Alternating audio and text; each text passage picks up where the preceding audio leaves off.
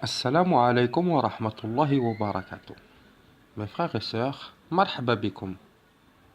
Le thème aujourd'hui de cette petite vidéo, bi'idnillah, serait de parler de cette loi Chiapa. Qu'est-ce que se cache derrière cette loi Chiapa? Derrière cette loi, il faut savoir, mes frères et sœurs, c'est qu'elle donne la capacité aux enfants d'être responsables de leurs actes encore euh, plus tôt que l'âge qui a déjà été euh, défini.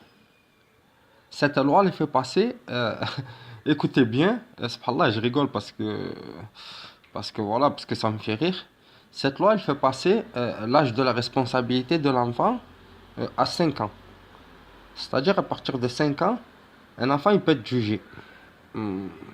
Si ça reste juste ça, encore ça va, alhamdoulilah. D'accord? Un enfant à 6 7 ans, 8 ans, 9 ans, 10 ans, il se fait juger, bon, c'est rien. Mais là, c'est encore pire, parce que à partir de 5 ans, il peut être même responsable sexuellement. Dans le sens où, à partir de 5 ans, tu n'as plus le droit de lui faire la morale. Tu peux lui parler de sexualité en faisant en sorte de... Ben, qu'il prenne attention, qu'il fasse attention, tout ça, mais tu peux pas le refuser, en tout cas. Astaghfirullah. Et ce qui sera le plus pire, c'est que en éducation sexuelle, ça se fera plus euh, comme ça se fait maintenant, mais ça se fera plus tôt. Ça se fera, je crois, au troisième cycle de maternelle. Euh, ouais, ouais.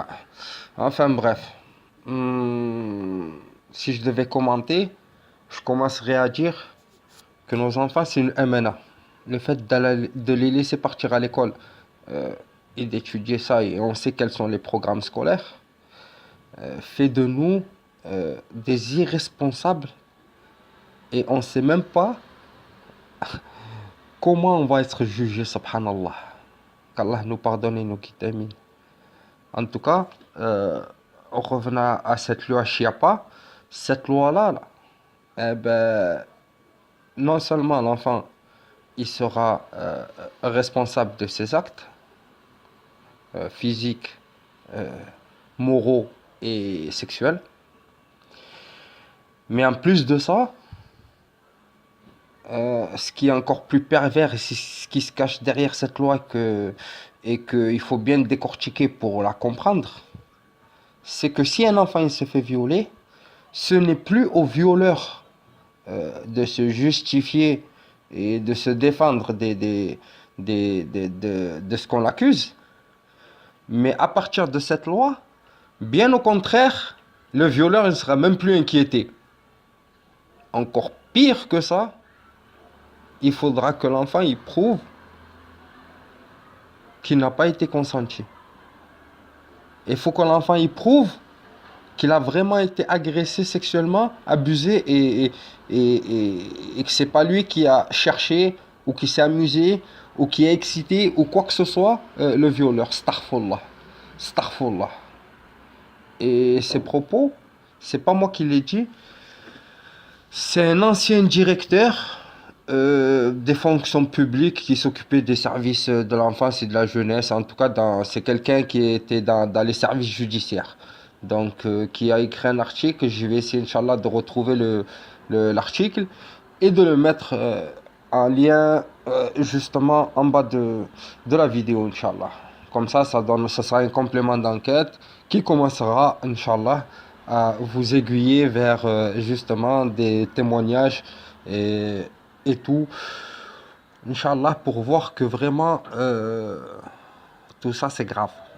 Pendant que nous étions distraits par la Coupe du Monde, hein, par la Coupe de la Cannes, par la Coupe du Monde, par le Ramadan, par les fêtes, par le 14 juillet, t'inquiète pas qu'à l'Elysée c'est le 14 juillet tous les jours. Et surtout quand elle est passée cette fête, c'était plus le 14 juillet là. Là, ils étaient au summum là. Hein, et nous malheureusement, ben voilà, on est divertis par la télé, par nos ordinateurs, par Facebook. Et ouais. Et à côté, eh ben, on passe des lois. Et soi-disant BFM TV ou France 24, qui sont soi-disant numéro 1 du journal en France, on n'en parle pas de ça. Ah, il ne faut pas que dans l'opinion publique, on commence à parler, faire un scandale comme quoi on peut toucher les petits, on peut leur faire et on peut leur faire. Oh bidon, ça c'est un coup, ça va faire des émeutes en France. Donc on fait tout ça en secret. Et dès que la loi elle est votée et que ça commence à... et que l'opinion publique qui commence à se réveiller, ben on fait quoi? Hein? Avant que l'opinion publique elle commence à manifester et faire des émeutes un peu partout dans les villes, on va faire quoi? On va mettre on va mettre un attentat quelque part, bim, on va faire péter quelque chose à quelque part. On va mettre la faute sur les vilains, méchants musulmans terroristes. Hein? Et on va commencer à mettre la France en alerte. Tolérance zéro, tolérance double zéro même. Et on va commencer à rentrer une fois de plus dans une phase de surveillance au microscope, comme ils disent à l'Assemblée. Ils vont commencer à enlever les droits des manifestations, tout ça. Toute personne qui manifeste, qui fait grève, qui revendique une chose ou quoi, ben, direct la prison, tribunal prison. Hein? Voilà. Comment mieux la pilule à tout le monde et à un peuple. Hein? On nous distrait. À côté, on fait ce qu'il y a à faire. Et dès que la pilule est posée à tout le monde, hop, on met une petite bebon en quelque part. Hein? Et après, on enlève les droits de tout le monde. Restriction de droits. Hein? Bientôt, ça va quoi? Ça va être comme dans la Gestapo. Hein? À partir de 9-10 heures, tout le monde à la maison, le premier qui est dehors, il rentre en prison pendant quelques jours. Eh ouais, dommage, hein, mes frères et sœurs. Hein. Dommage qu'on n'est pas assez réveillés. En tout cas, qu'Allah nous guide. Allez, mes frères et sœurs. Sur ce, je vous laisse en dépôt Allah subhanahu wa ta'ala. Et assalamu alaikum wa rahmatullahi wa barakatuh.